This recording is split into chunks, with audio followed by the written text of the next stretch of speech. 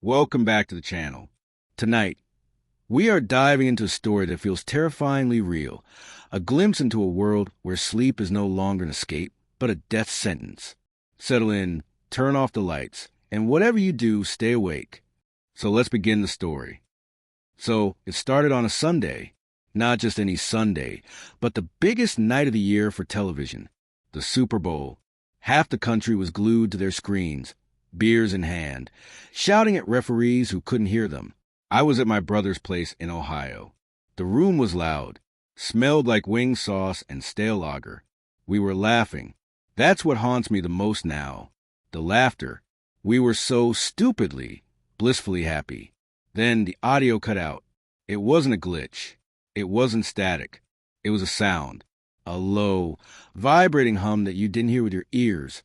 You felt in your teeth, in the marrow of your bones. The room went silent. My brother, Dave, dropped his beer bottle. It didn't shatter. It bounced on the carpet, foaming over. He stood up, his eyes wide, pupils fully dilated. "Dave," I asked, "you okay?" He didn't answer. He just tilted his head, like a dog listening to a whistle. Then the screaming started from the TV, not the players. The crowd, thousands of people in the stadium, all reacting to that sound at once. The camera pan was chaotic.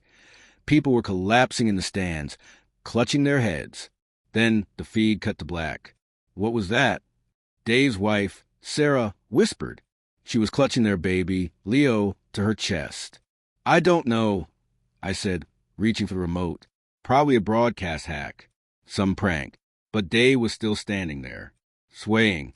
"Dave!" I touched his shoulder. He whipped around. His face, it was slack. No expression. Just a blank, terrifying void. He looked at me, but he didn't see me. "Dave, snap out of it," I said, my voice trembling. He opened his mouth. A sound came out, a mimicry of the hum from the TV. Low, guttural. And then he lunged. He didn't reach for me. He reached for Sarah. I tackled him. We crashed into the coffee table, glass shattering everywhere. He was strong, unnaturally strong. He wasn't fighting like a brother. He was fighting like a machine. No grunts of exertion. No flinching when I punched him in the jaw. Just that low, constant hum coming from his throat. "Get out!" I screamed at Sarah. "Take the baby and run." She didn't argue. She bolted out the front door. I managed to shove Dave off me and scramble back. He stood up, ignoring the glass shards embedded in his hands. He turned his head slowly, scanning the room. He wasn't looking for me anymore. He was listening. I backed toward the kitchen. The hum was everywhere now. It was coming from outside. I looked out the window.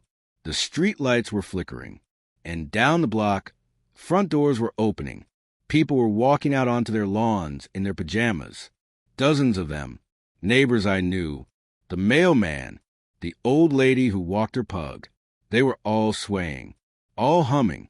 And then, as one, they turned toward the houses that were still dark. The houses where people were still awake. I didn't know it then, but the world had just ended.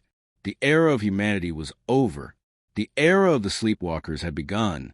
I grabbed a carving knife from the counter and ran out the back door. I didn't look back at my brother. I couldn't. That was 3 months ago. I haven't slept more than 20 minutes at a time since. Because that's the rule. That's the only rule that matters. If you sleep, you hear the hum. If you hear the hum, you become one of them. And if you become one of them, you kill the ones you love. 3 months. 91 days. 2,184 hours. That is how long it has been since I felt safe closing my eyes. We are currently holed up in the basement of a farmhouse about 40 miles west of the city. It's dark down here. Damp. It smells of mildew and unwashed bodies. But it's quiet. That's the most important thing. The silence is the only shield we have left. I look at my watch.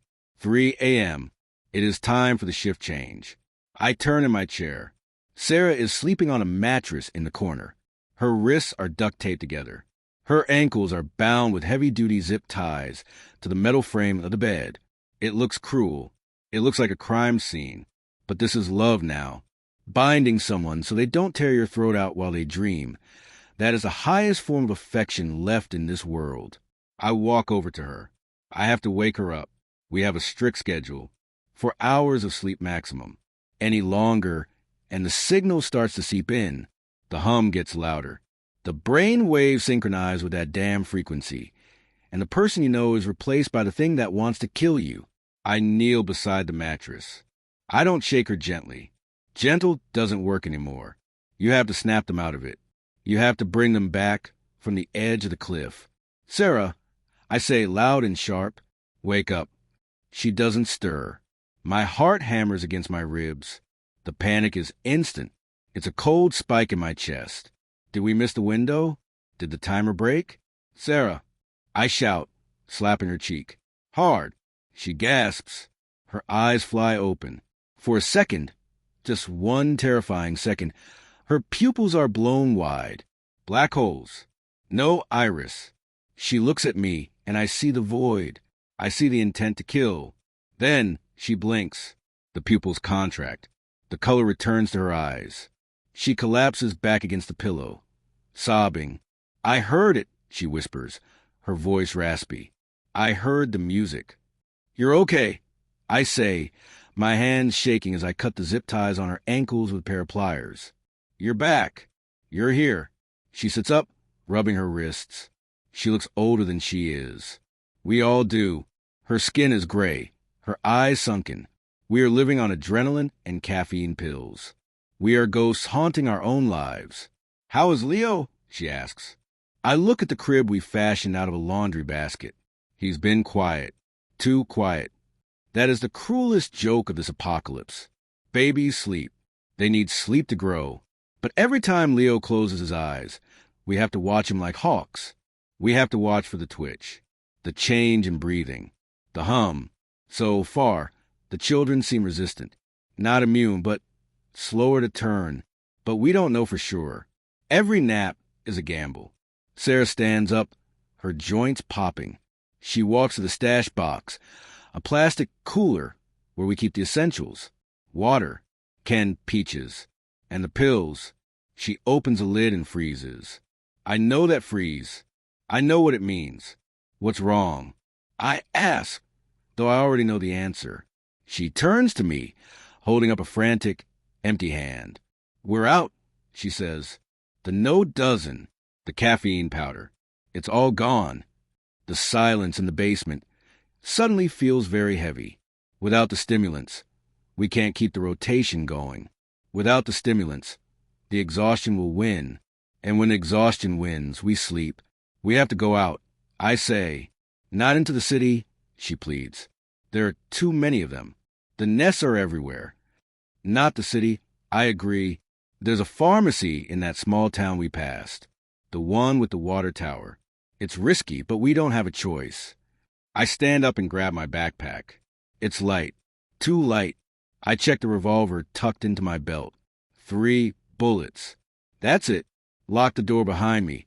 I tell her, if I'm not back by sunrise. I don't finish the sentence. We both know the protocol. If I'm not back, she doesn't come looking for me. She takes Leo and she runs. I climb the wooden stairs to the cellar doors. I can hear the wind howling outside. But underneath the wind, if I listen closely, I can hear it. The faint electric vibration in the air. The signal. I push the doors open and step out into the night. The world outside the basement didn't smell like the world I remembered. It used to smell like wet asphalt and pine needles. Now it smelled of ozone. It was the scent of a lightning storm that never ends, a sharp, metallic tang that coated the back of my throat. It was the smell of the signal.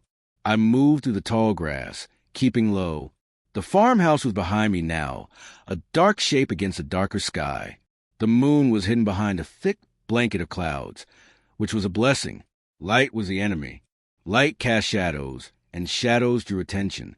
My destination was 3 miles away, a small town called Oakhaven. Before the fall, it was one of those places you drove through without blinking. A gas station, a diner, and a pharmacy. Now it was a graveyard. Walking felt like wading through molasses. My limbs were heavy, leaden with exhaustion. My brain kept playing tricks on me. I saw movement in the corner of my eye, a darting shape, a crouching figure. But when I turned, there was nothing but swaying corn stalks. Sleep deprivation is a hallucinogen. It peels back the layers of reality until you can't tell what's real and what's a nightmare. I reached the edge of the town an hour later. Main Street was a frozen tableau of panic. Cars were abandoned in the middle of the road, doors left wide open. A sedan had crashed into a telephone pole. The driver's side crumpled like tin foil. There was no body inside, just a dark stain on the upholstery. I stood perfectly still for a full minute, just listening. Silence, but not a true silence. It was a pressurized silence, the kind that presses against your eardrums. Underneath the wind, I could feel the thrum, the low-frequency vibration of the Sleepwalkers. They were here. I just couldn't see them yet. I crept toward the pharmacy. The glass front door was shattered, jagged teeth of safety glass hanging from the frame.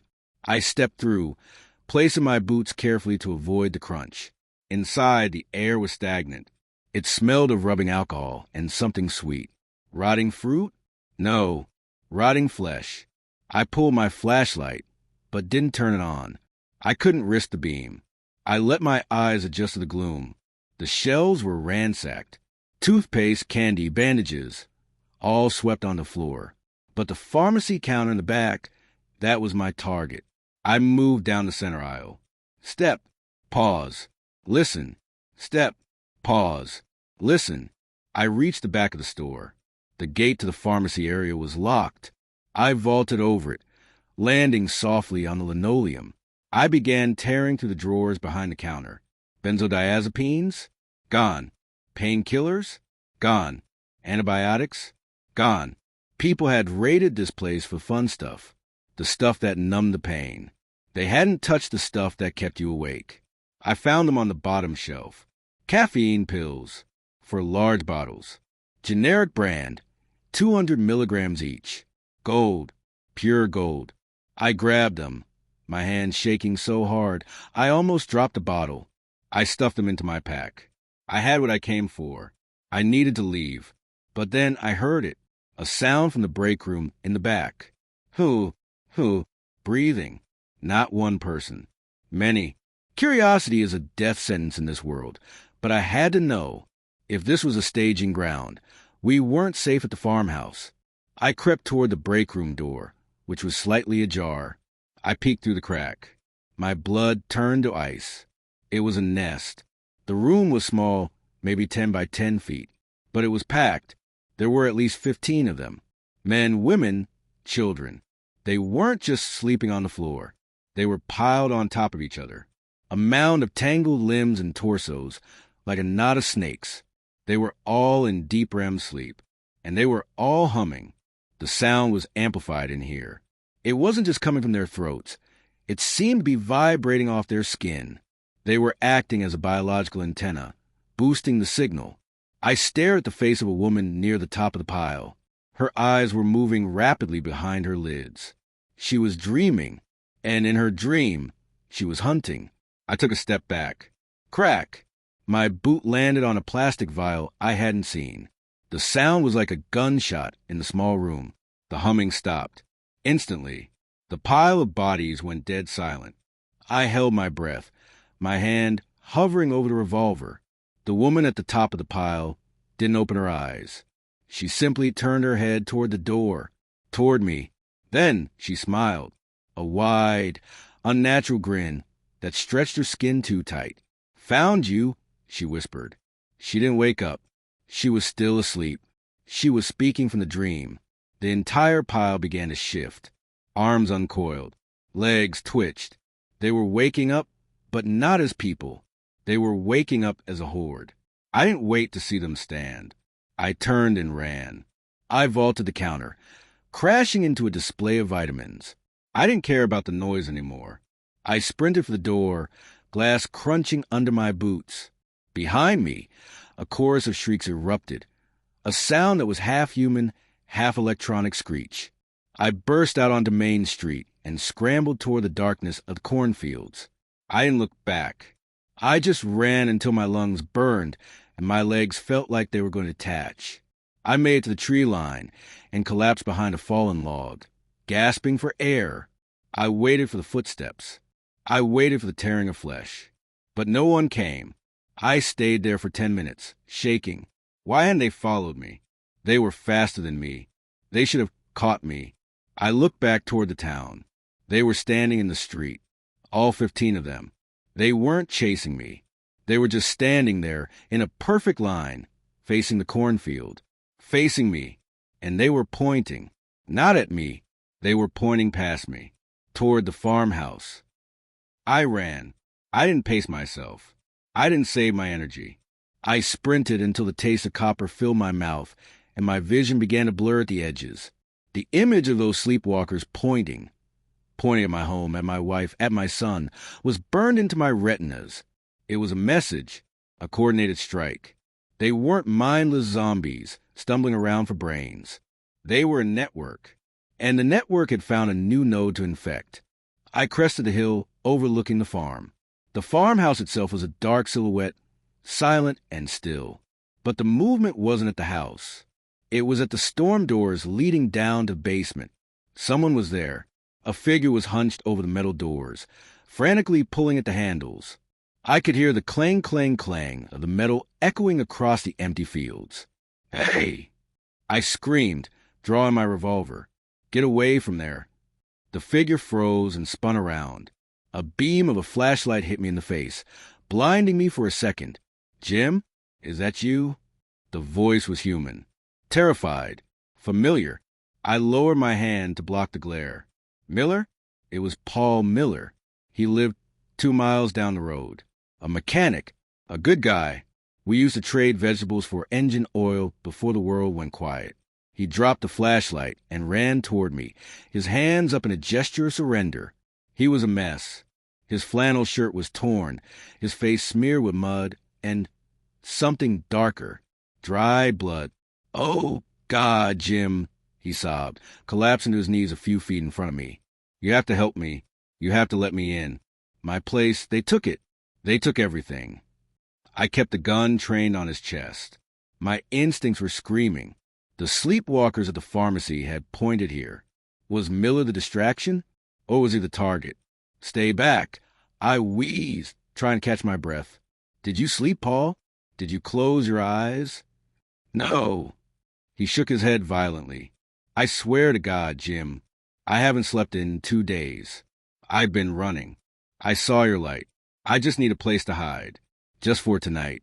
Please." They're right behind me. I looked past him toward the road. Nothing but darkness. My heart warred with my head. This was Paul.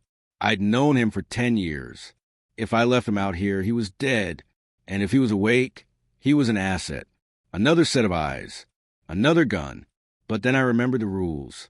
Trust no one who's been exposed. "Stand up," I commanded. "Turn around. Lift your shirt." "Jim, come on." "Do it." I roared. He stood up, trembling, and lifted the back of his shirt. My flashlight beam swept over his skin. I was looking for the telltale signs of the signal's physical corruption. Blackened veins. The bruising around the spine. His back was clear. Just dirt and sweat. I let out a breath I didn't know I was holding. "Okay," I said, lowering the gun slightly. "Okay, we have a bunker. We have supplies." "Thank you," he wept, taking a step toward me. "Thank you, Jim." He reached out to shake my hand. As he did, his sleeve rode up his arm. I saw it, just above his wrist, on the inside of his forearm. It wasn't a bite mark like an animal would make. It was a perfect circular bruise. Deep purple, almost black. And in the center of the bruise, the skin was punctured in a pattern that looked like a grid. It looked like he had been grabbed by something that had needles for fingers. I froze. "What is that?" Paul looked down at his arm. His face didn't change. The fear didn't increase. In fact, the fear vanished entirely. His expression went blank. "Slack. What is what?" he asked. His voice was different now. Flatter, lacking the vibration of emotion. "That mark," I said, backing away. "Who grabbed you, Paul?" He smiled. It wasn't Paul's smile. Paul had a crooked tooth in the front. This smile hid it. This smile was perfect. Symmetrical. I didn't say I was grabbed, Paul said. The cadence of his speech was shifting. He was starting to rhythmically emphasize every third syllable. I said they took it. He took a step toward me. Paul, stop. I warned, raising the gun again. It is so loud. Out! Here! Paul whispered. He tilted his head, listening to something I couldn't hear. Do you want to know the song? And then I heard it, coming from his chest. Not his throat, his chest. A low, resonant hum. He wasn't a survivor. He was a carrier. He had been hollowed out, filled with the frequency, and sent here like a Trojan horse to get inside our silence. Sarah! He suddenly screamed, his voice mimicking my tone perfectly. Sarah, open the door. It's Jim. I'm hurt. He wasn't talking to me. He was shouting at the cellar doors behind me. He was trying to trick her into opening the locks. No! I shouted. Paul lunged. He didn't come for me. He dove past me, sprinting for the cellar doors with unnatural speed. I spun around and fired. The gunshot cracked through the night, deafeningly loud. Paul stumbled. The bullet hit him in the shoulder, spinning him around. He hit the ground hard, but he didn't scream. He didn't cry out in pain. He just started laughing, a dry, mechanical chuckle that matched the rhythm of the hum coming from his chest. He began to crawl toward the cellar doors, dragging his paralyzed arm uselessly behind him.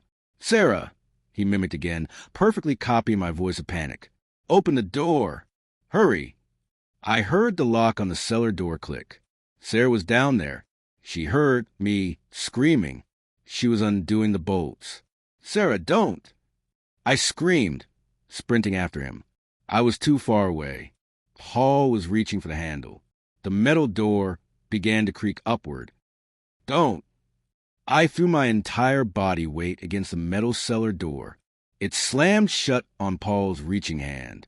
There was a wet crunch, the sound of bones shattering like dry twigs. But Paul didn't scream. He didn't even flinch. From inside the gap, I heard Sarah shriek. She had seen him.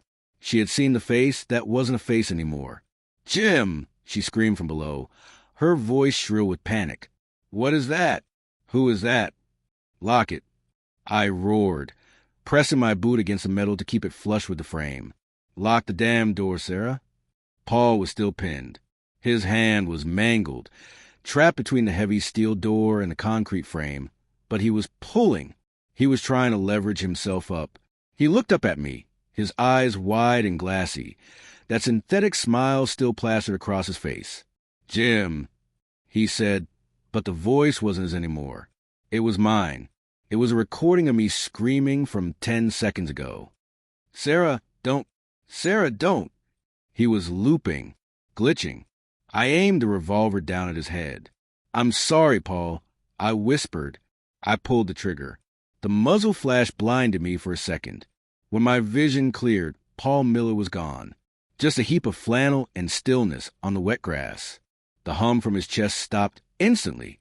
I kicked his limp hand away from the frame and slammed the door shut properly. I heard the deadbolt slide home from the inside. I banged on the metal. Let me in. It's me. It's really me. Silence from below. Sarah, ask me something only I know. I shouted, looking over my shoulder at the dark road. The gunshot would have carried for miles. If there were others nearby, they were coming. Where did we go for our honeymoon? Sarah's voice came through the steel, trembling. Gatlinburg. I yelled. We rented a cabin. It rained the whole week. We played Scrabble and drank cheap wine. The lock clicked. The door opened a crack. I slipped inside and bolted behind me. I tumbled down the wooden stairs, landing on the dirt floor of the basement. Sarah was standing there, holding a kitchen knife, shaking so hard she could barely hold it. Leo was wailing in his crib, a high, thin sound that grated on my nerves. He sounded like you, she sobbed, dropping the knife. He sounded exactly like you. I know, I said, pulling her into a hug. I know. They're evolving. They're learning. I looked at the supplies. The caffeine pills I had stolen from the pharmacy We're safe in my bag. We had a win, but at a terrible cost. We have to move, I said. He led them here. That wasn't an accident. He was a beacon. Now, Sarah asked, wiping her eyes. In the dark, we don't have a choice. If a swarm hits this house, this basement becomes a tomb. But before we could even begin to pack, the universe decided to vote against us. Outside, the storm that had been brewing finally broke. A crack of thunder shook the farmhouse foundations. So loud, dust rained down from the ceiling rafters. Then the lights flickered. The single bare bulb hanging from the center of the room buzzed angrily. It dimmed, flared bright orange, and then darkness. Pitch black.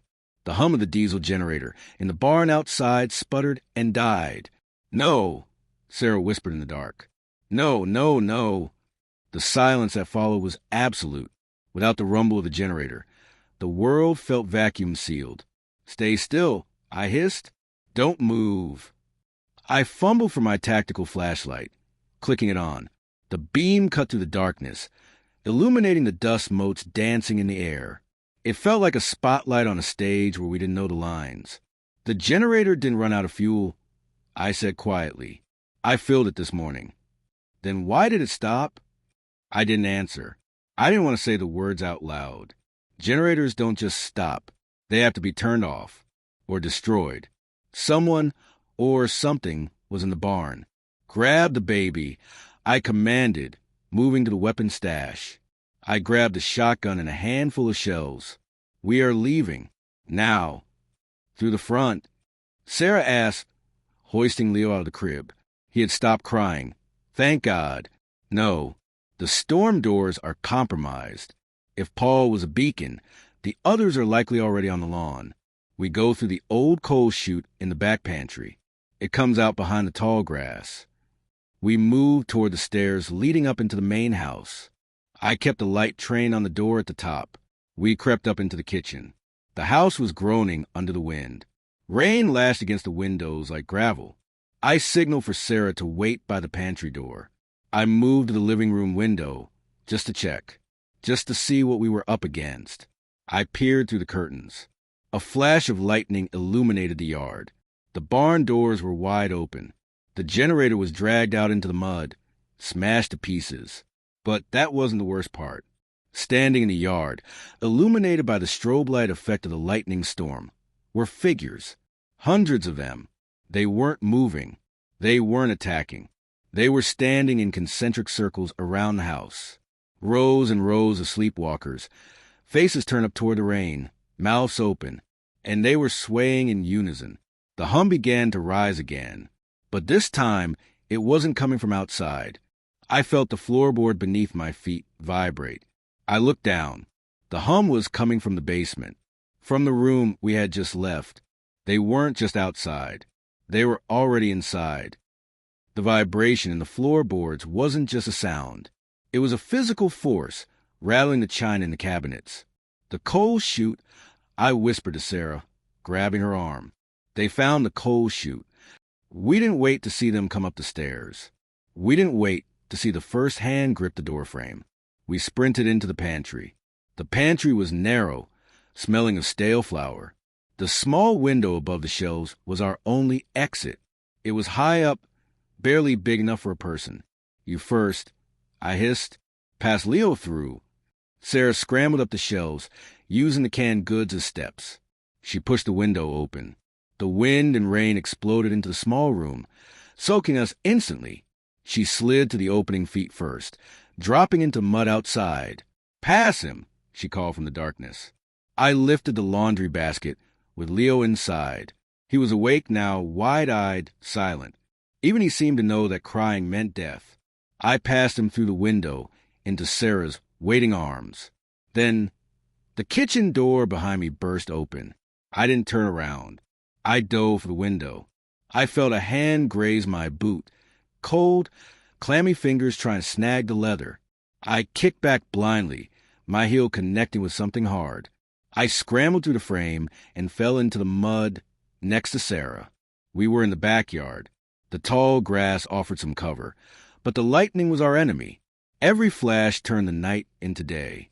"Keep low," I commanded. "The truck. We have to get to the truck." My old Ford was parked near the barn. The same barn where the generator lay in pieces. We crawled through the mud, the rain plastering our hair to our skulls. To our left, the house was glowing, not with electric light, but with them. The Sleepwalkers were crowding into the kitchen, their silhouettes filling the windows. They weren't chasing us yet. They were congregating, like iron filings drawn to a magnet. We reached the truck. I prayed the keys were still in the visor. I wrenched the door open. Sarah slid in with Leo. I jumped into driver's seat and reached up. The keys were there. I shoved them into the ignition and turned it. The engine roared to life. The headlights cut through the rain. Bad move. The light hit the barn. And there, standing over the wreckage of the generator, was a figure, taller than the rest. It was wearing a tattered utility vest. It turned toward the light. It didn't have eyes. Where the eyes should have been, the skin had grown over, smooth and pale. "Drive," Sarah screamed. I slammed the truck into gear and floored it. The tires spun in the mud, then caught traction. We fishtailed out of the yard, smashing through the wooden fence. I didn't look at the speedometer. I just drove down the dirt lane onto the county road, putting miles between us and the farm. We drove in silence for 20 minutes. The adrenaline was fading, replaced by a crushing fatigue. "Try the radio," Sarah said suddenly. "Radio's dead, Sarah. FM, AM, it's all just a signal. Not the stereo," she said, pointing to the dashboard. "The CB. You have a CB." I had forgotten about it. An old relic I used to talk to truckers on the highway. I reached down and flipped the switch. Static filled the cab. White noise. I started turning the dial, scanning the channels. Channel 9? Static. Channel 19? The signal. That high-pitched screeching that made my teeth ache. I kept turning. Then, on Channel 22, a voice. It was faint, buried under layers of interference, but it was speaking English, repeating the coordinates. Iron Mountain. I say again, Iron Mountain facility. I pulled the truck over to the shoulder, my heart hammering. I adjusted the squelch, trying to clear the signal. "Who is this?" I said into the mic. "We are survivors. We are listening." There was no response to me. It was a loop, a recording. "This is the Free States Coalition." The voice crackled. It sounded tired. "Old. We have established a perimeter at the Iron Mountain Broadcast Tower. We have a jammer. The signal does not penetrate our walls. If you can hear this, you are in the effective range of the suppression field. Come to the light. Come to the tower. Do not sleep. I repeat, do not sleep until you cross the perimeter." I looked at Sarah. "Iron Mountain," she whispered. "That's 300 miles away, in the state park. A jammer." I said, the word tasting like hope. If they can block the signal, we could sleep. We could actually sleep. But then the voice on the radio changed. The recording glitched. The deep, authoritative voice warped, twisting into a high, digital shriek. "Come to the tower," the voice said, but the tone was wrong. It was mocking. "We are waiting for you, Jim." I froze. My hand hovered over the radio. "It said your name," Sarah whispered, pulling Leo tighter. "It's impossible," I said. "It's a broadcast. It can't know who's listening." "Come, bring a boy," the radio hissed. I ripped the microphone cord out of the dashboard. The voice cut off instantly. Silence returned to the cab, heavy and suffocating. "It's a trap," Sarah said, her voice shaking. "It has to be a trap." "Maybe," I said, gripping the steering wheel until my knuckles turned white. "But it's also a destination. And right now, we have nowhere else to go." I put the truck back in gear. "We go to Iron Mountain," I said, "but we don't go to join them. We go to see what they are." I looked out the windshield. The rain was stopping. The clouds were breaking. And in the distance, miles ahead, I saw something that made my blood run cold. The horizon was glowing. A faint, pulsing purple light. It was coming from the direction of mountains. The signal wasn't just a sound anymore. It was becoming visible. The interstate was a river of steel. In the old world, a traffic jam meant frustration. It meant being late for work. Now it meant death. We were 50 miles out from the farm, heading west on I-90. The purple glow on the horizon was our North Star, pulsing rhythmically against the night sky. It was beautiful in a sick, radioactive way. "Keep your eyes on the shoulder," I told Sarah. She was riding shotgun, literally. The 12-gauge was resting across her lap. Barrel pointed at the passenger window. "I see a gap," she pointed. The highway was clogged with abandoned vehicles. Sedans, semi-trucks, SUVs, all stopped dead in their tracks from the night the signal first hit 3 months ago. Some had crashed. Most had just rolled to a stop as their drivers fell into the trance. I steered the truck onto the grassy median, the tires crunching over dry brush and discarded luggage. We were weaving through the wreckage, moving at a crawl. We passed a station wagon, a family car. I tried not to look inside, but the headlights swept across the driver's side window. A man was sitting behind the wheel. His head was tipped back against a headrest. His mouth was open. He looked like he was napping at a rest stop. But I knew better. In the back seat, 2 children were slumped against each other. "Don't look," I whispered to Sarah. "They look peaceful," she said, her voice hollow. "They aren't," I replied grimly. "They're batteries. Charging up." The sleepwalkers inside cars were different. We called them capsules. The enclosed space, the metal, the glass, it acted like an echo chamber for the signal. If you woke a capsule, you didn't just get a fight. You got a bomb. We navigated the maze for another hour. The tension was a physical weight in the cab. My eyes felt like they were filled with sand. I blinked, and for a second, the road disappeared. "Jim!" Sarah snapped. I jerked the wheel. We had almost drifted into the back of a cement mixer. "I'm fine." I lied, just shifting focus. "Switch with me," she offered. "No, you need to keep the baby calm. If Leo cries out here." I didn't finish the thought. The road ahead narrowed.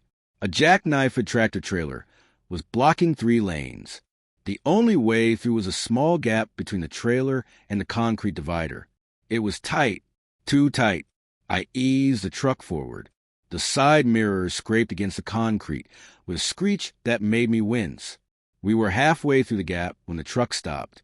My rear bumper had hooked onto the trailer's undercarriage. I hit the gas. The wheels spun in the mud. We were stuck. "Damn it!" I hissed, slamming the steering wheel. "What do we do?" Sarah asked, her grip tightening on the shotgun. "I have to go out. I have to unhook it." "Jim, no. Look." She pointed out her window.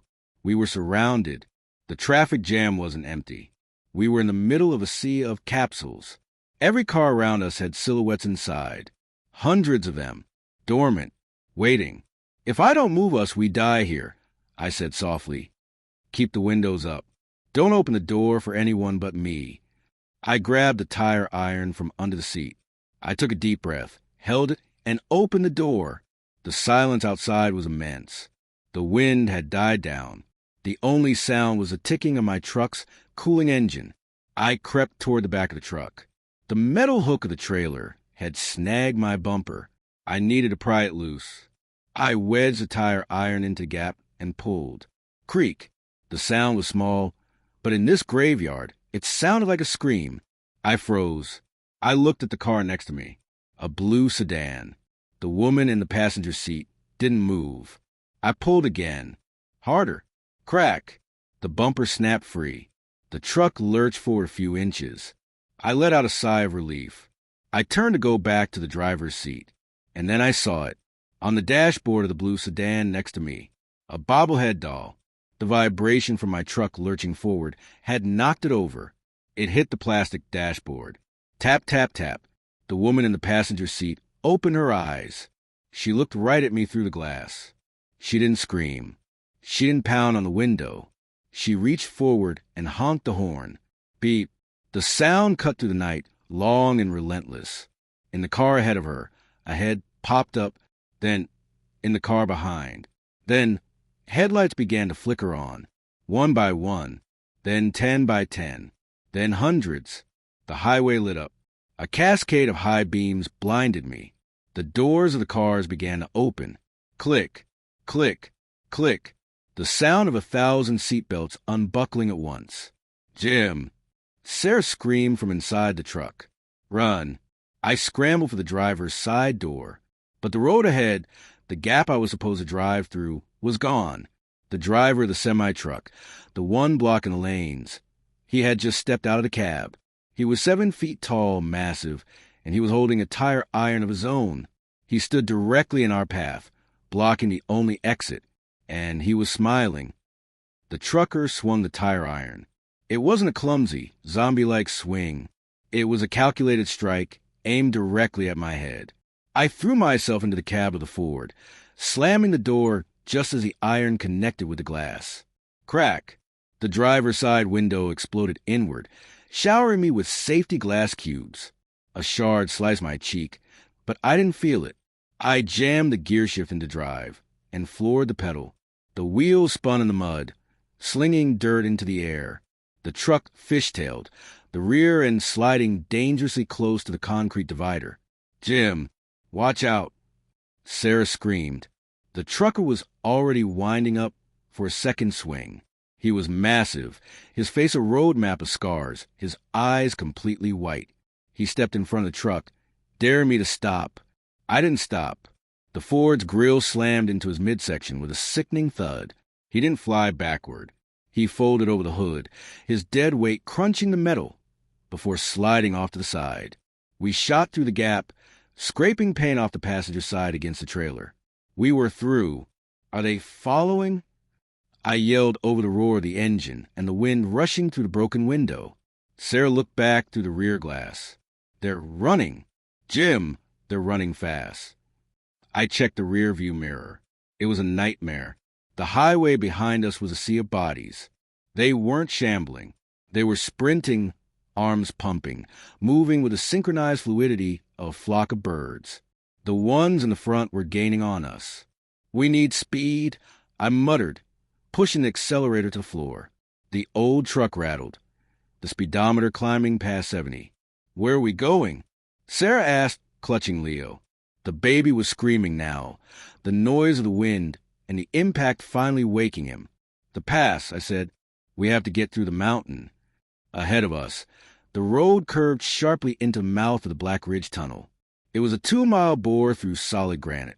The entrance loomed like a black mouth swallowing the highway. There were no lights inside. The power grid had failed months ago. Jim, Sarah said, her voice tight.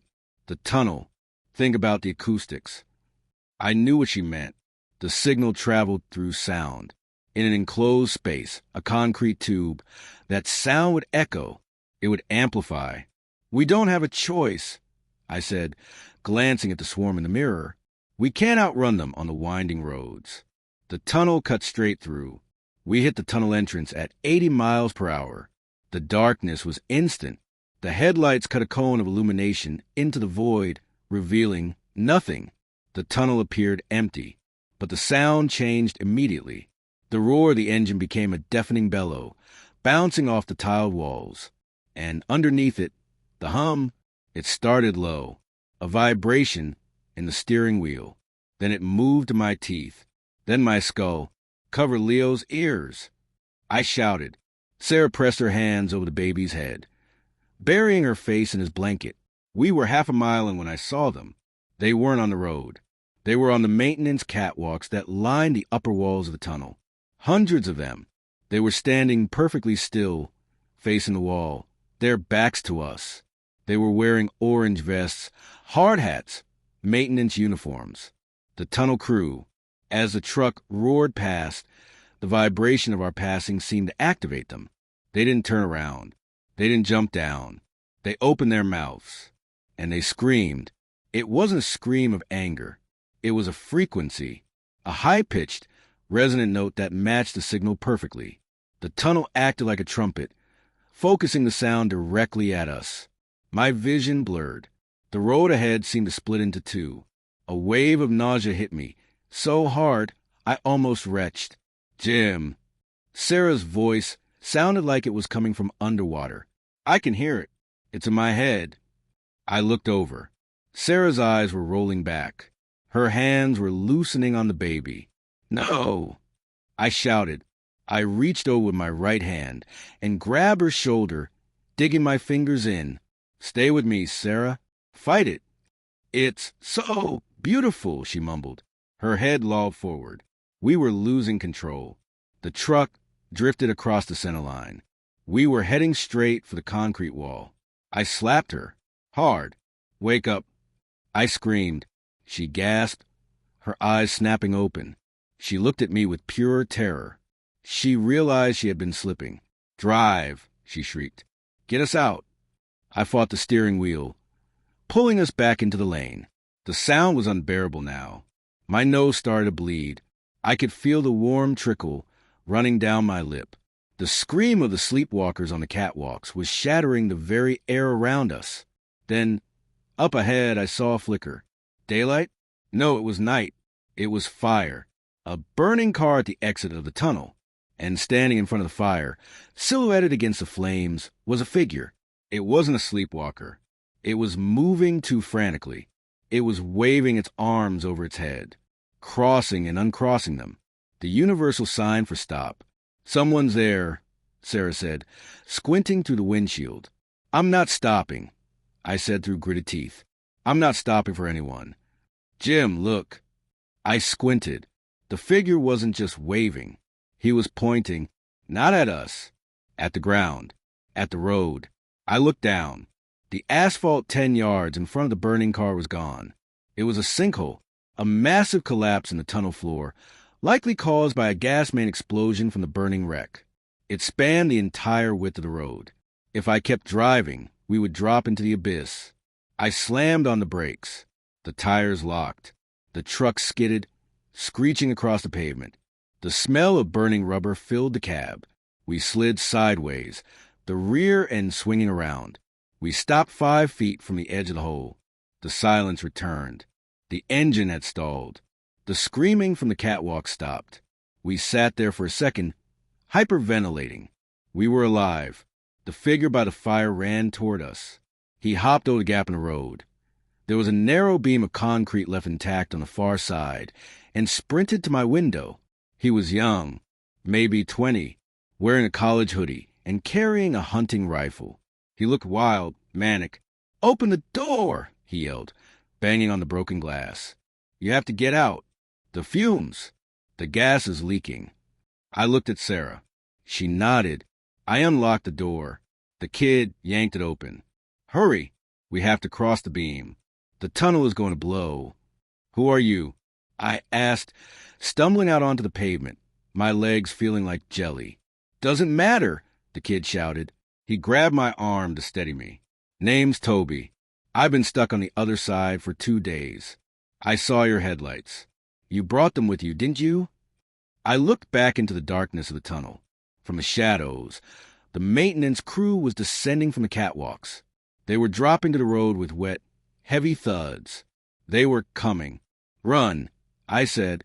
We scrambled toward the sinkhole. The beam was narrow, maybe 6 inches wide. Give me the baby, Toby said, reaching out. I hesitated. I can balance better, he yelled. I'm a gymnast. Get him to me or he falls. The roar of the sleepwalkers was getting louder behind us. They were sprinting again. I handed Leo to the stranger. It was the most terrifying thing I had ever done. Toby tucked the baby against his chest and ran across the beam like it was a sidewalk. He made it to the other side and turned, waiting for us. Sarah went next. She crawled. It was slow, agonizingly slow. Come on, Sarah. I screamed. She made it. Toby pulled her up. I stepped onto the beam. Behind me, I felt a hand brush my jacket. I didn't look back. I launched myself forward, jumping the last 3 feet. I landed hard on the asphalt next to Sarah. Go! Toby yelled, pointing toward the tunnel exit. We sprinted past the burning car, out into the cool night air. Behind us, a massive whoosh echoed from the tunnel. A fireball erupted from the mouth of the mountain, shaking the ground. The gas main had caught. The heat washed over our backs, but we were out. We were safe. We collapsed on the grass by the side of the road, gasping for air. Toby was sitting next to us, rocking Leo gently. He looked down at the baby, then up at me. He smiled. It was a nice smile, a human smile. That was close. Toby said, "You guys are heading to the tower, right?" "Yes," I wheezed. "How did you know?" "Everyone is heading to the tower," Toby said. He reached into his pocket and pulled out a small metallic device. It looked like a walkie-talkie, but modified. "That's where the party is." He pressed a button on the device. From the speaker, a voice crackled. Subject acquired. 2 adults, 1 infant. Proceed with Phase 2. Asterisk. Toby looked at me, his eyes clear and lucid. He wasn't a sleepwalker. "Don't worry," he said, tucking the device away. "I'm not sick. I'm just employed." Employed. I repeated, the word feeling heavy and foreign in the cold night air. I still had the revolver tucked into my belt. My hand drifted toward it. Toby didn't flinch. He didn't look at the gun. He looked at me with eyes that were too calm, too steady. He was still holding Leo. My son was asleep in his arms, dangerously quiet. "Don't," Toby said softly. "You're tired, Jim. You're shaking. You'll miss. And if you miss, I drop the kid." He wasn't threatening me with anger. He was stating a fact, like a weatherman predicting rain. "Give me my son," Sarah said, her voice trembling with a rage I had never heard before. She took a step forward, her hands outstretched. Toby took a step back, angling his body so Leo was shielded. "Phase 2 requires safe transport of the assets. That's you 3. I can't let you wander off into the woods. The sleepwalkers out here, they aren't like the ones in the tunnel. They're feral, unorganized." "And you?" I asked, tightening my grip on the revolver handle but not drawing it. "You're organized?" Toby tapped his temple. "I have clarity. The signal, it doesn't put everyone to sleep, Jim. For some of us, the ones with the right neurochemistry, it doesn't shut us down. It wakes us up." He smiled again, that human smile. But now, in the glow of the burning tunnel behind us, I saw the edges of it. It was too symmetrical, too practiced. "You're lucid," I whispered. The rumors we'd heard on the shortwave radio weeks ago. People who could hear the hum but kept their minds. Or so we thought. "We prefer awakened," Toby corrected. "But sure, lucid works." He gestured with his head toward a dark shape parked in the trees 50 yards away. An armored van, black matte paint, bars on the windows. "My ride is over there," he said. "We're going to the tower. That was your plan anyway, right? I'm just your Uber." I looked at Sarah. She was staring at Leo. We had no truck. We had no supplies. The tunnel was blocked. The woods were crawling with monsters. And this man, this thing, had our child. "We go with him," I said, my voice flat. "Jim." Sarah started. "We go," I repeated, locking eyes with her. "Wait for the opening," my eyes said. "Not here. Not now." We walked to the van. Toby opened the back doors. The interior was caged. It looked like a prisoner transport. "Ladies first," Toby said, mocking politeness. Sarah climbed in. Toby handed Leo to her gently. "See," he said to me. "I'm not the bad guy. I'm just logistics." I climbed in after them. Toby slammed the doors shut. The lock clicked, a heavy electronic sound. We were trapped. The van started up. The engine was quiet. Electric? Hybrid? It moved smoothly over the rough terrain, pulling onto the old logging road that led toward the mountains. Inside the cage, it was pitch black. "He's taking us to them," Sarah whispered, clutching Leo so tight his knuckles were white. The radio, it said, "Bring the boy." Why do they want Leo? "I don't know," I said, checking my revolver. I still had it. Toby hadn't disarmed me. That was arrogant. Or maybe he just didn't care. But we aren't going to find out. I moved to the front of the cage. There was a plexiglass partition separating us from the driver's seat. "Hey!" I shouted over the hum of the tires.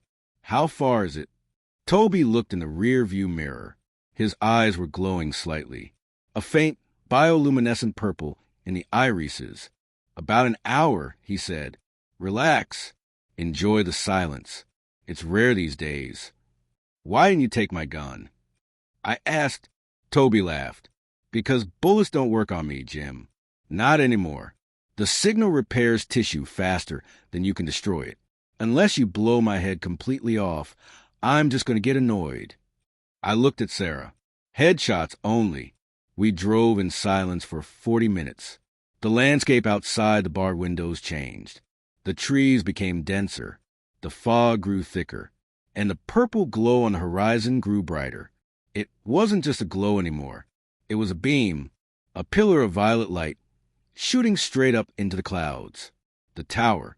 "We're getting close to the perimeter," Toby called out. "You might feel a little pressure in your ears. That's the jammer. It pushes the signal back." He was telling the truth about the jammer, but he was lying about what it did. As we crossed an invisible line, the hum in the air, the constant background noise of the apocalypse, suddenly vanished. It was jarring, like stepping out of a wind tunnel. My ears popped. The silence was absolute, but it wasn't a relief. It felt sterile, artificial. The van slowed down. "Welcome to Iron Mountain," Toby said. We looked out the window. It wasn't a sanctuary. It was a fortress. Huge concrete walls, 30 feet high, topped with razor wire and floodlights. Armed guards patrolled the perimeter, but they didn't walk like soldiers. They walked with that same fluid, synchronized gait I had seen on the highway. They were all lucids, an army of intelligent, infected super soldiers. The gate opened. We rolled inside. The courtyard was bustling. People were working, welding, carrying crates, constructing barracks. But there was no chatter, no laughter, just the sound of boots and tools. And in the center of the compound stood the antenna, a massive, twisted spire of metal pulsing with that purple light. "It's a hive," I whispered. "It's not a safe zone. It's a colony." The van stopped in front of a concrete bunker. "End of the line," Toby said, turning off the engine. He came around to the back. He unlocked the doors. "Out," he commanded. We stepped out into the spotlight. The air smelled of ozone and antiseptic. A group of guards approached us. They were wearing tactical gear. Their faces were blank, efficient. "Processing," Toby said to the lead guard. 2 breeders. 1 infant. Breeders. The word hit me like a physical blow. "No," Sarah said, stepping back. "No." She tried to run. But where? We were inside the walls. 2 guards grabbed her instantly. They didn't strike her. They just held her with that unnatural, hydraulic strength.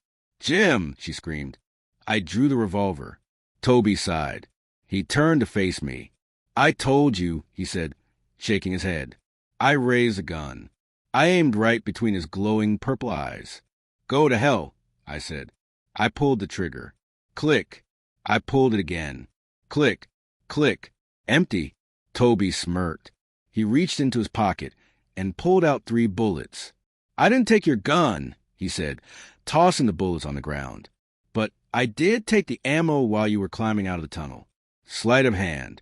I used to be a magician before the world ended." He stepped forward and backhanded me. It wasn't a human slap. It felt like getting hit with a baseball bat. My vision went white. I hit the ground, tasting blood. "Take the woman to the nursery." Toby ordered, "Take the man to the pit. He needs to be broken before he can be useful." "Jim!" Sarah's scream was cut off as they dragged her away. I tried to stand up. I tried to fight. But the darkness was closing in. Not the sleep. Just unconsciousness. The last thing I saw was Toby leaning over me, his face illuminated by the purple light of the tower. "Don't worry, Jim," he whispered. "You're going to love the new world. It's so much more efficient." Then the boot connected with my temple, and everything went black. I woke up to the taste of rust. My mouth was full of blood. My head felt like it had been split open with an axe. I tried to move my hands, but they were heavy. Chains clattered against concrete. I opened my eyes. I was in a cage, but not a cell like in a police station. This was a pen, a chain-link enclosure in the center of a massive, cavernous warehouse. The ceiling was high, lost in shadows, but I could hear the hum of machinery up there. Massive, industrial fans turning slowly. I wasn't alone. Around me, sitting on the cold concrete floor, were dozens of others. Men, women, they looked like scarecrows. Ragged clothes, skin stretched tight over bones, eyes hollow and vacant. They weren't sleepwalkers. They were awake, but they looked broken. "He's up?" A voice croaked from the corner. I turned my head. The movement sent a spike of nausea through my skull. An older man was sitting against the chain-link fence. He had a gray beard that reached his chest and spectacles with one cracked lens. He was rubbing a sore spot on his arm. "Where am I?" I rasped. My throat was dry as sandpaper. "The pit," the old man said. "Zone 4, labor storage." "Where's my wife?" I demanded, trying to stand up. My legs wobbled, and I fell back against the fence. "Where's my son?" The old man looked at me with pity. "Women go to the nursery. Children go to the spire." "The spire?" "The tower," he pointed upward. "The big purple candle in the sky. The signal gets stronger the higher you go. They say the kids, they adapt better. They turn them young, make them pure." Pure. The word made my stomach turn. "I have to get out," I said, grabbing the chain-link mesh. I rattled it weaky. "Save your strength," the old man said, scratching a tally mark into the concrete with a piece of stone. "You'll need it for the shift." "Who are you?" "Elias," he said. "Used to be a broadcast engineer for WRKO. Now, I'm just a battery." "A battery?" "Look at the guards," Elias whispered. I looked through the mesh. Patrolling the warehouse perimeter were the guards, the Lucids. They were wearing black tactical gear, standing perfectly straight. They didn't talk to each other. They didn't fidget. But up close, I saw something I hadn't seen on Toby. They were vibrating, a subtle, constant tremor in their hands. Their skin looked pale, almost translucent. "The signal burns them out," Elias explained quietly. "It rewires the brain, makes them smarter, faster, stronger. But the human body can't handle the voltage. They metabolize energy 10 times faster than us. They need blood. They need adrenaline. They need parts." He gestured to a man sleeping, actually sleeping, in the corner of the pen. He was missing an arm. The stump was bandaged cleanly. "They harvest us," Elias said, "piece by piece." I sank down onto the floor. The horror of it was suffocating. We weren't prisoners. We were livestock. "The jammer," I said, remembering the van ride. Toby said there was a jammer, that the signal couldn't get in here. Elias laughed, a dry, wheezing sound. "It's not a jammer, kid. It's a filter." He scuttled closer to me, lowering his voice. "The wild signal out there, the one that makes people go feral and rip each other apart, that's raw data. Chaos. The tower, it takes that raw signal and scrubs it, organizes it, turns a chaos into a command frequency." He tapped his temple. "That's why the Lucids are organized. They aren't hearing the noise. They're hearing the orders. The tower is a conductor, and they're the orchestra. So, if we destroy the tower..." I started.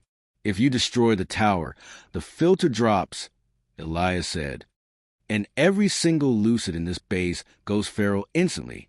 They won't be soldiers anymore. They'll be monsters, and we'll be trapped in here with them." It was a lose-lose situation. Keep the tower, remain cattle. Destroy the tower, get eaten by zombies. There has to be another way. I said, "A way to shut it all down. Everything." Elias hesitated. He looked at the guards to make sure they weren't listening. "There is," he whispered. "The core. The signal originates from somewhere, right? It's not magic. It's a broadcast. The tower is just a repeater. If you can change the frequency of the repeater, you can scramble their brains. Not feral, not lucid, comatose." "How?" "I know the modulation codes," Elias said, tapping his head. I built the backup system before they realized I was useful and threw me in here. But the console is in the spire. Top floor. My son is in the spire, I said. The resolve hardened in my chest. I wasn't leaving without Leo.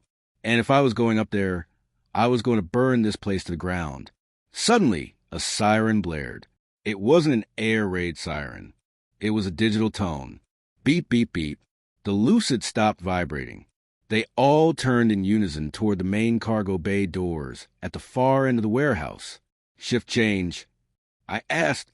Elias shook his head, his face pale. No, that's the perimeter alarm. Something is attacking the walls. The military? I asked, hope rising.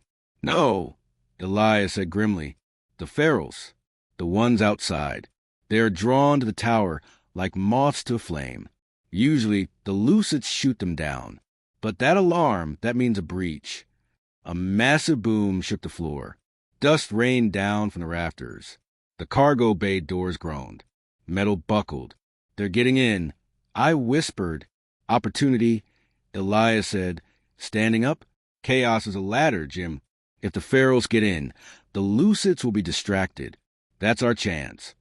He looked at me, his one good eye gleaming. Can you fight? I thought of Sarah screaming my name. I thought of Leo in the arms of that monster. I can kill, I said. Crash. The cargo bay doors flew off their hinges, and the nightmare poured in. The sound of the breach was biological. It wasn't just metal bending. It was a wet, slapping sound of thousands of bare feet hitting the concrete. The roar of vocal cords pushed beyond their breaking point. The ferals poured into the warehouse like a mudslide. They were dirty, emaciated, and terrifyingly fast. They threw themselves at the lucids with zero regard for self-preservation. The lucids held the line. They moved like a machine. Pop, pop, pop. Controlled bursts of gunfire. Every shot was a headshot. The front row of the feral wave dropped, but the ones behind them scrambled over the bodies, using the corpses as a ramp. Now! Elias screamed over the noise. He didn't run for the gate. He ran for the control panel on the wall of our cage. A lucid guard had been standing there a second ago, but he had moved forward to join the firing line. Elias jammed a screwdriver. Where had he hidden that? Into the seam of the electronic lock. He twisted it violently. Sparks showered his hands. Click buzz. The magnetic lock on the cage disengaged. The gate swung open. Go! Go! Elias yelled, shoving the other prisoners toward the exit. It was pandemonium. The prisoners scattered. Some ran for the main doors and were instantly tackled by ferals who had broken to the lucid line. It was a slaughter. Not that way. I grabbed Elias by the collar of his jumpsuit. The service elevator. To the spire. We sprinted along the back wall, ducking behind crates of ammunition. To our right, the war was raging. I saw a lucid soldier get swarmed by 3 ferals. They didn't bite him. They grabbed his limbs and pulled. The sound of tearing cartilage was lost in the screams. A lucid backed up, reloading his rifle, and bumped right into me. He spun around, eyes glowing purple. He raised his rifle. I didn't hesitate. I didn't have a weapon, but I had adrenaline. I drove my shoulder into his chest, knocking him off balance. As he fell, I stomped on his knee. The joint shattered. He didn't scream. Lucids don't feel pain the way we do, but he dropped the rifle. I snatched it up. An assault rifle. Heavy. Cold. I put 2 rounds into his chest. He kept coming. I put 1 in his head. He stopped. Jim. Here. Elias was waving from a yellow industrial door marked Spire Access. Authorized personnel only. I ran to him. He was hacking the keypad, his fingers flying over the wires he had exposed. Got it. The door slid open. We dove inside just as a feral slammed against the frame, its teeth snapping inches from my boot. I fired a burst blindly. The creature fell back. The door slid shut, sealing us in silence. We were in a hallway. Sleek, white, sterile. It looked like a hospital, not a war zone. The elevator is at the end. Elias wheezed, clutching aside. He was bleeding. A stray bullet? Or shrapnel? You okay? I asked. Old men break easy, he grunted. Just get me to the console. We reached the elevator. It was glass. A tube running up the side of the massive tower structure. Elias hot-wired the call button. The doors opened. We stepped in. As we rose, the view opened up. Below us, the compound was burning. The pharaohs had overrun the outer wall. The courtyard was a sea of writhing bodies. The Lucids were retreating to the inner keep. But then something happened. The tower changed. The purple light pulsing from the antenna above us turned a violent, angry red. And the sound, it shifted. The hum had always been a low vibration. This was different. It was a screech. A high-frequency tear in the fabric of the air. I dropped to my knees, dropping the rifle, clapping my hands over my ears. It felt like hot needles were being driven into my eardrums.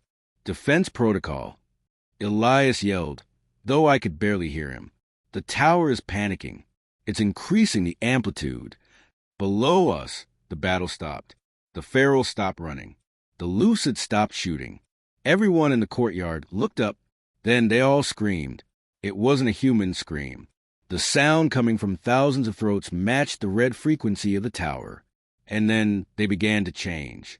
I watched through the glass, horrified, as the bodies of the pharaohs began to spasm. Their bones snapped and reshaped. Arms elongated. Spines hunched. They were mutating, accelerating the infection. They're turning them all into guardians. Elias gasped, blood trickling from his nose. Total assimilation. If that red signal hits full power, there won't be any humans left within 100 miles. Even us will turn. How long? I shouted, fighting the urge to vomit. Minutes. We have minutes. The elevator pinged. Floor 50, broadcast control/nursery. The doors opened. The red light was blinding up here. The room was circular, dominated by massive banks of servers and transmitters. In the center, a raised platform, and on the platform, a throne. Sitting on the throne was Toby. He looked different. The veins in his neck were bulging, glowing red. He was plugged into a machine, cables running from the ceiling into ports in his tactical vest. He was a conductor. He was controlling the frequency. And standing next to him, holding a bundle in her arms, was Sarah. She was standing perfectly still. Her eyes were glowing that faint, bioluminescent purple. Sarah? I choked out. She didn't look at me. She looked at the bundle. She looked at Leo. Leo wasn't crying. He was sitting up in the blanket. His tiny eyes were wide open, and they were glowing too. Toby opened his eyes. They were burning red. You made it. Toby's voice boomed, amplified by the speakers in the room. Just in time for the family reunion. And the ascension. He gestured to the glass walls. Outside, the red beam was charging up, crackling with lightning. Put the gun down, Jim, Toby said, or Sarah throws the baby off the edge. Sarah turned. She walked to the edge of the platform, where a maintenance chute dropped 50 stories down. She held Leo over the abyss. Her face was blank, a mask of obedience. Don't test the signal, Jim, Toby smiled. She loves him, but she loves the song more. I lowered the rifle. The metal clattered against the white floor tiles. It was the only sound in the room, cutting through the high-pitched whine of the charging tower. Smart man, Toby said, his voice dripping with synthesized arrogance. Now, kick away. I kicked the rifle toward the edge of the room. I raised my hands. Let her step back from the edge, Toby. Please. Toby tilted his head, the cables connecting his vest to the ceiling flexing like snakes. She is the edge, Jim. She's the future. You're just history. Behind the server banks, I saw Elias move. He was dragging himself along the floor, leaving a smear of dark blood on the pristine white tiles. He was heading for the manual override port at the base of Toby's throne. Toby couldn't see him. I had to keep Toby talking. I had to keep his eyes on me. Why? I asked, taking a slow step forward. Why do this? Why turn everyone into monsters? Not monsters, Toby corrected, his eyes flaring brighter red. A hive. Do you know why humanity failed, Jim? Because of self. my wants, my needs, my greed. The signal fixes that. It unifies us. One mind, one goal. Peace. Peace. I laughed, a broken, hysterical sound. You call eating people peace? Consumption is just energy transfer, Toby said dismissively. Look at your son. Look at him. I looked at Leo. The baby was staring at me. His eyes were glowing violet. He wasn't crying. He wasn't afraid. He looked ancient. He hears the song, Toby whispered. He understands it. He will be a king in the new world. Sarah, I said, ignoring Toby. I looked directly at my wife.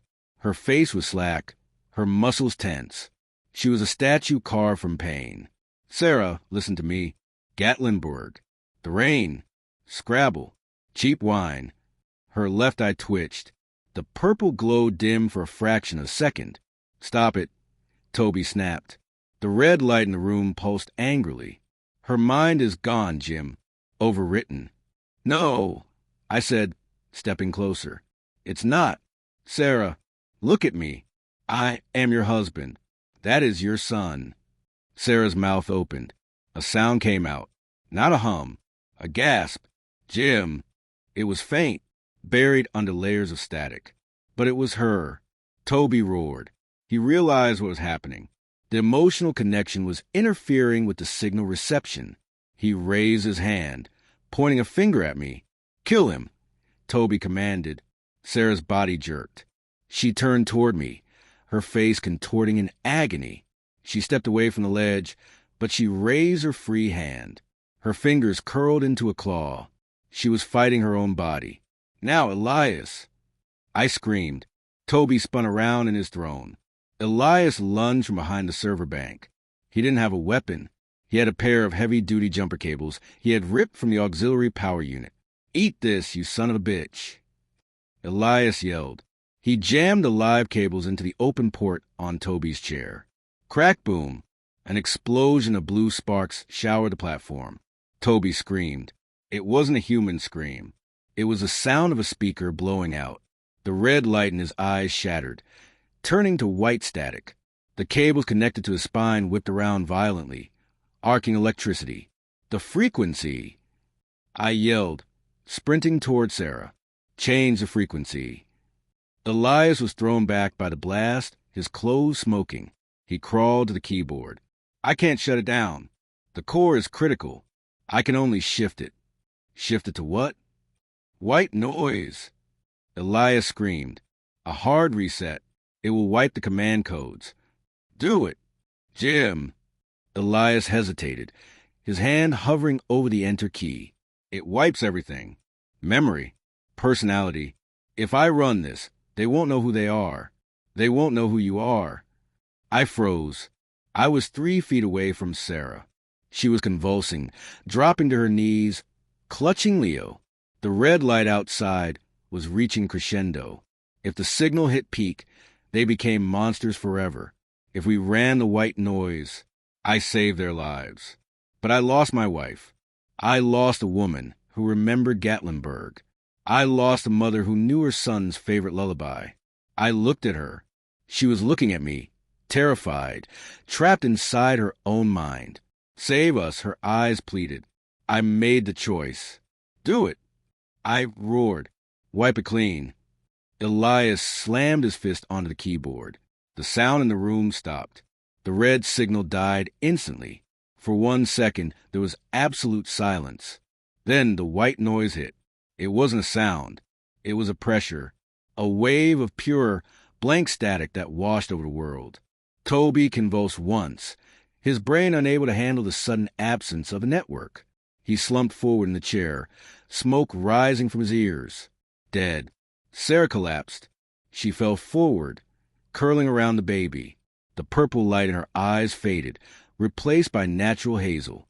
Then her eyes rolled back, and she went limp. I fell to my knees, the world spinning. The pressure in my head was immense. I felt pieces of myself slipping away. Names. Dates. Faces. I fought it. I focused on one thing. I am Jim. That is Sarah. That is Leo. I crawled over to them. Sarah? I whispered, shaking her shoulder. She groaned. She rolled over. She opened her eyes. They were clear, beautifully clear. She looked at the ceiling. She looked at her hands. Then she looked at me. There was no recognition, no spark, just the blank, innocent curiosity of a newborn. Who?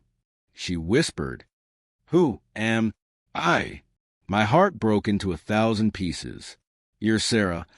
I choked out, tears streaming down my face. You're safe. She sat up slowly. She looked at the baby in her lap. Baby, she said, the word feeling new in her mouth. Leo stirred. He sat up. I held my breath. Leo looked at his mother. Then he looked at me. His eyes didn't change. They were still glowing. A faint, soft purple. He blinked. And then, for the first time in 3 months, he smiled.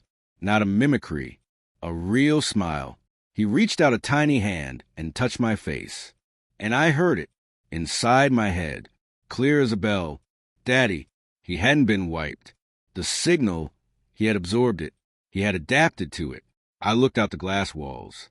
The red storm was gone. The purple beam was gone. Down in the courtyard, thousands of bodies lay still on the ground. They were sleeping, a natural, deep sleep. When they woke up, their minds would be blank slates. A world of amnesiacs. A world waiting to be written. But not my son. I pulled Sarah close, though she stiffened at the touch of a stranger. I pulled Leo close. The old world was dead. The memories were gone. But as I looked into my son's glowing eyes, I realized a new world wasn't empty. It was just waiting for a king. Sleep? I whispered to them, closing my eyes as the sun began to rise over the mountains. We have a lot of work to do when we wake up. And that is where we leave them. A father with his memories, a mother with a blank slate, and a child who sees a world the rest of us can't. I have to ask you, if you were in Jim's shoes, would you press that button? Would you erase the memories of the person you love most just to save their life, knowing they would look at you like a stranger forever? Let me know what you would have done in the comments below. If this story kept you on the edge of your seat, please leave a like and share it with someone you think needs a sleepless night. And if you haven't already, hit that subscribe button and turn on notifications. This has been Midnight Confessions.